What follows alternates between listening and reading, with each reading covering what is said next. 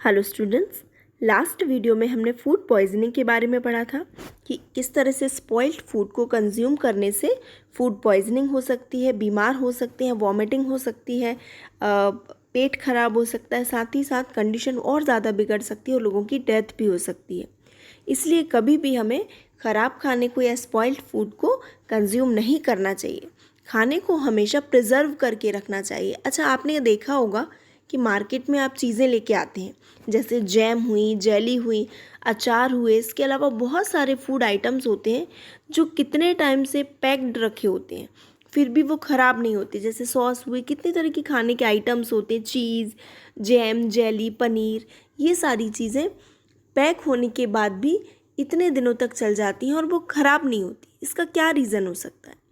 इसका रीज़न ये है कि उनको प्रिजर्व करके रखा जाता है। जो फूड आइटम्स होते हैं उनका प्रिजर्वेशन किया जाता है।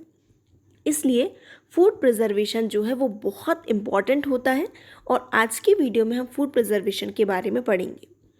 हम देखते हैं कि जैसे हम अपने घरों में खाना बनाते हैं और देखते हैं कि एक दिन यदि आप उसको यूज़ नहीं करो, 1 से 2 दिन के बाद वो ख़राब हो जाता है, उसमें से स्मेल आने लगती है, उसका टेस्ट पूरी तरह से ख़राब हो जाता है।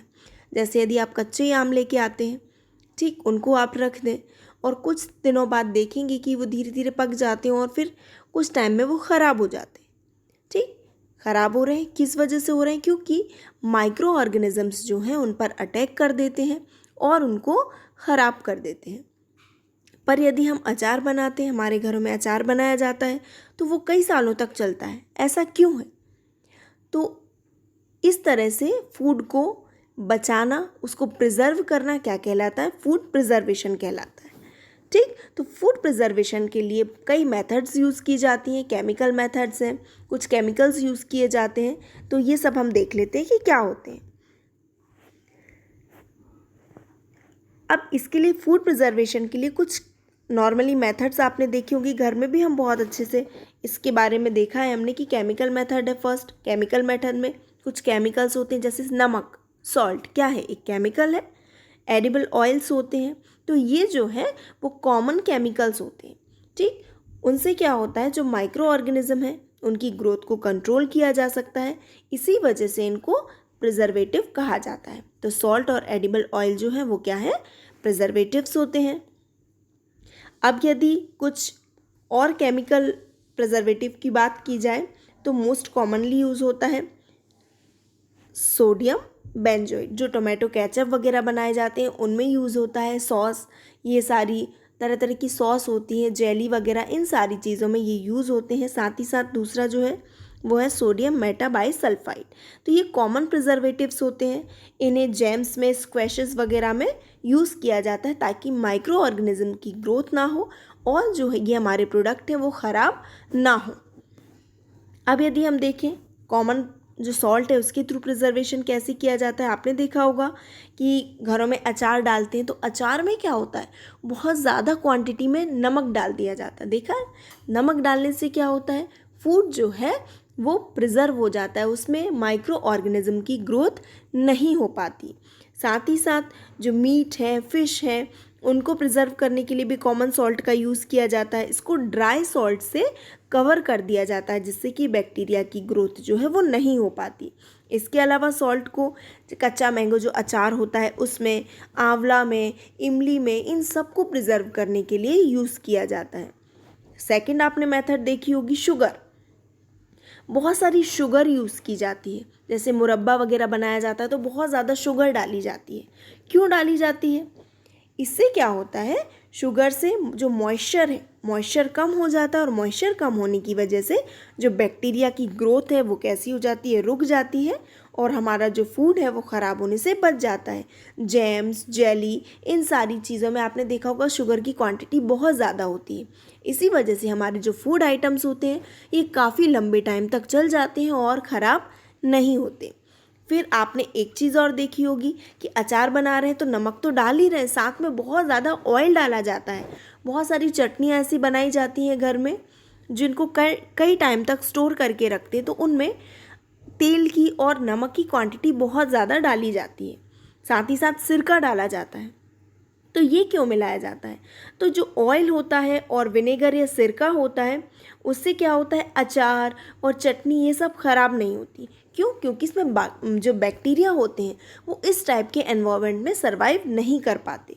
ठीक, इसी वजह से क्या किया जाता है, ऑयल और विनेगर का यूज़ किया जाता है। जैसे वेजिटेबल्स हुई, फ्रूट्स, फिश, मीट, इन सबको इसी मेथड के थ्रू प्रिजर्व किया जाता है। ठीक, फिर नेक्स्ट हमारी कौन सी मेथड होती है, हीट एंड कोल्ड ट्रीटमेंट्स। आपने देखा होगा कि जनरली क्या होता है, जब हम घर में दूध लेते हैं तो उसको पहले बॉईल करना होता है। यदि आप बॉईल नहीं करें और कुछ टाइम ऐसे ही रखा रहने दें, मोस्टली गर्मियों के सीज़न में, तो क्या होता है, दूध या तो जम जाता है या ख़राब फट जाता है। ऐसा क्यों हो जाता है? क्योंकि उसमें बहुत सारे माइक्रो ऑर्गेनिज्म प्रेजेंट होते हैं और उनकी ग्रोथ बढ़ती जाती है और वो उसको पूरी तरह से ख़राब कर देते हैं। इसके लिए क्या किया जाता है कि जो मिल्क होता है, मिल्क को अब सबसे पहले तो कहते हैं कच्चा मिल्क पीना नहीं चाहिए। क्यों नहीं पीना चाहिए? क्योंकि इसमें बहुत सारे माइक्रो ऑर्गेनिज्म प्रेजेंट होते हैं, बैक्टीरिया प्रेजेंट होते हैं जो कैसे होते हैं, हार्मफुल हो सकते हैं। तो सबसे पहले उसको क्या करना चाहिए, पाश्चराइज्ड करना चाहिए। कैसे करते हैं उसको? इसके लिए मिल्क को क्या करते हैं, लगभग 70 डिग्री सेंटीग्रेड पर 15 to 30 मिनट्स के लिए बॉईल किया जाता है। इससे क्या होता है, हार्मफुल जो बैक्टीरिया हैं वो ख़त्म हो जाते हैं और उसको फिर ठंडा करके स्टोर कर लिया जाता है। इस स्टेप की वजह से क्या होगा, जो माइक्रोब्स की ग्रोथ है वो रुक जाती है। और ये जो मेथड है इसको किसने डिस्कवर किया था, लुईस पाश्चर ने डिस्कवर किया था, इसलिए इसको पाश्चराइजेशन भी कहा जाता है। इसी वजह से क्या होता है, जो मिल्क के पैकेट होते हैं वो ख़राब नहीं होते। क्यों नहीं होती? क्योंकि जो उसमें पैकेट में जो दूध आता है वो कैसा होता है, पाश्चराइज्ड होता है और हमारा मिल्क ख़राब नहीं होता। अब नेक्स्ट मेथड क्या होती है, स्टोरेज एंड पैकिंग।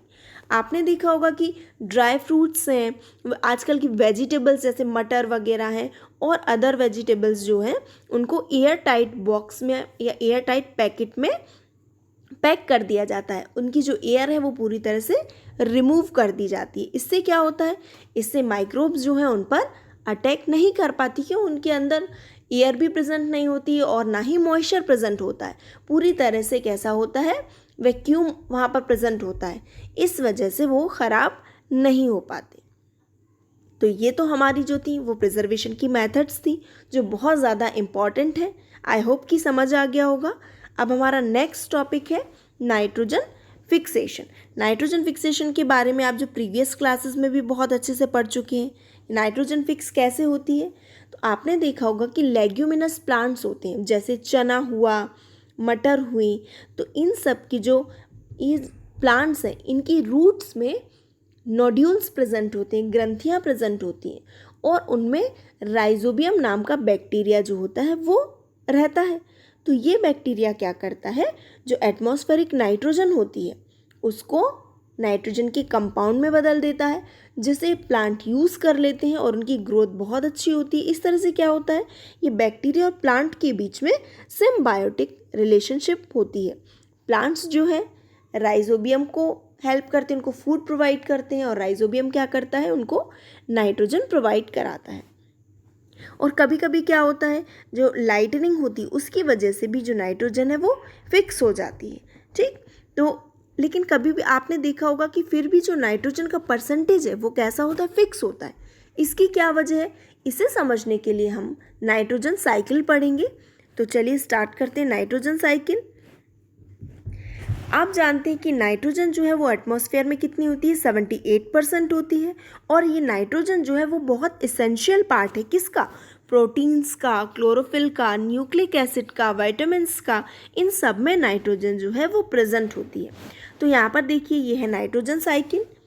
अब यहाँ पर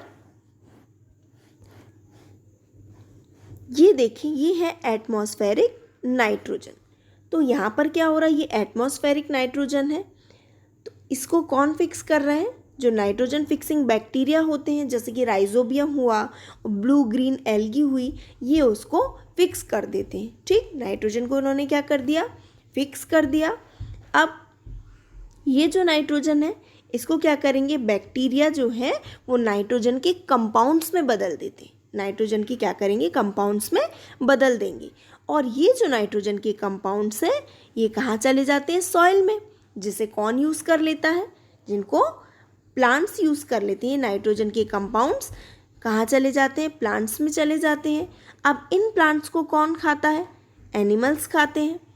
अब एनिमल्स और प्लांट जब इनकी डेथ हो जाती है तो जो नाइट्रोजनस वेस्ट होता है उनके एक्सक्रीशन और डेथ के बाद इसको माइक्रो ऑर्गेनिजम्स क्या करते हैं? डिकम्पोज कर देते हैं और वापस ये किस में चेंज हो जाते हैं? नाइट्रोजन के कंपाउंड्स में वापस सॉइल में मिल जाते हैं। फिर क्या होगा? यहाँ सॉइल से बैक्टीरिया क्या करेंगे? इसको गैसियस नाइट्रोजन में बदल देंगे। तो अब जो ये गैसियस नाइट्रोजन थी ये कहाँ चली गई?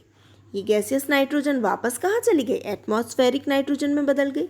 मतलब आपने देखा कि इस तरह से जो साइकिल थी नाइट्रोजन की वो कंटिन्यूसली चलती जा रही है और इसी वजह से नाइट्रोजन को का जो परसेंटेज होता है वो कैसा होता है? फिक्स्ड होता है, 78% होता है। साथ ही साथ क्या होता है कि जो लाइटनिंग होती है, लाइटनिंग की वजह से भी नाइट्रोजन फिक्स हो जाती है, जिसे वापस वही कंडीशन कंपाउंड्स जो है ये नाइट्रोजन के कंपाउंड्स में बदल जाती है और सॉइल के अंदर चली जाती है, जिसे वापस प्लांट्स के द्वारा यूज़ कर लिया जाता है। प्लांट्स को एनिमल खा लेते हैं और एनिमल और प्लांट्स के वेस्ट के थ्रू डिकम्पोजिशन के द्वारा ये वापस से सॉइल में मिल जाते हैं और कुछ बैक्टीरिया इसको सॉइल से फिर नाइट्रोजनस जो गैसियस कंडीशन है उसमें चेंज कर देते हैं। इस प्रकार क्या होता है? जो नाइट्रोजन है उसका परसेंटेज है वो फिक्स हो जाता है। ठीक, तो ये हमारा चैप्टर जो था वो यहाँ पर ख़त्म हो गया है। आई होप कि आप सभी को बहुत अच्छे से समझ आ गया होगा।